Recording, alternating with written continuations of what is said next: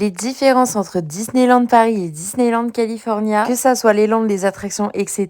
Je t'ai montré tout. Bon, première chose, c'est la différence entre les deux châteaux, tu l'auras bien vu. Ça, c'est notre entrée pour Discoveryland, qui est l'équivalent de Tomorrowland là-bas. Leur Frontierland est comme ça, pendant que le nôtre est comme ça. On retrouve là-bas de même l'entrée d'Adventureland et celle-ci chez nous. Et la dernière du parc principal, qui est donc Fantasyland là-bas et chez nous. On a la même emblématique attraction qui est Phantom Manor chez nous. Sauf que là-bas, c'est Haunted Mansion. L'histoire n'est pas la même et chez eux, pour Noël et Halloween, il est sur le thème de Jack Skellington. Notre beau Main Street chez nous est bien différent du leur. Niveau facture EDF, c'est pas la même chose parce que là-bas, c'est tellement éclairé, c'est un truc de fou. Niveau hôtel à Disneyland Paris, nous en avons plusieurs, dont le Sequoia Lodge. D'ailleurs, celui-là, c'est mon préféré. À Disneyland California, il y en a beaucoup moins. Et surtout extrêmement cher. Celui que tu vois, c'est le Grand Californian qui est à 800 € minimum la nuit, qui est clairement le Sequoia Lodge en beaucoup plus luxueux. À Disneyland Paris et Disneyland California, il y a deux parcs. Chez nous, on a le principal plus les studios. Chez eux, ça n'est pas les studios, mais c'est Disneyland California Adventure, où tu retrouves des lands comme Cars, Grizzly Peak, mais tu y retrouves de même Pixar Pier et bientôt Avatar. D'ailleurs, chez eux, on peut toujours y retrouver le Mark Twain. On avait d'ailleurs Tiana dedans, alors que chez nous, on n'y retrouve que le Molly Brown, puisque le Mark Twain n'est plus en état de marché. On a quand même énormément de différences entre les deux, et je trouve que notamment, il y a beaucoup plus de licences intéressantes à Disneyland California, même si j'adore Disneyland Paris. Alors si la vidéo t'a plu, n'hésite pas à t'abonner.